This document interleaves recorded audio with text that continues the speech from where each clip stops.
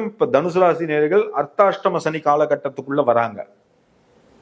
அதாவது தனுசு ராசியிலேருந்து 4வது இடத்துக்கு சனி பயிற்சி ஆறார். ஆனா அந்த 4வது இடம்ங்கிறது ரொம்ப நல்ல இடம்.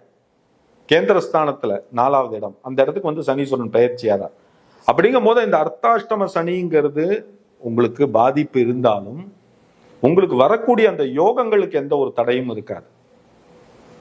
நிச்சயமா உத்தியோகத்துல இவ்வளவு நாள் பிரச்சனை இருந்தவங்களுக்கு பிரச்சனை சால்வ் ஆகும். கவர்மெண்ட்ல இருந்து வரக்கூடிய அங்கீகாரம் வராம இருந்தவங்களுக்கு அது எல்லாமே நல்லபடியா கைகூடி வரும். 2வது, இந்த பிசினஸ் பண்ணிட்டு இருக்கிறவங்களுக்கு எல்லாம், சிறு தொழில் பண்ணிட்டு இருக்கிறவங்களுக்கு எல்லாருமே, தனுசு ராசி நேயர்களுக்கு எல்லாருக்குமே இந்த காலகட்டம் ரொம்ப சாதகமான காலகட்டம். அதுல எந்த ஒரு மாற்று கருத்தும் கிடையாது.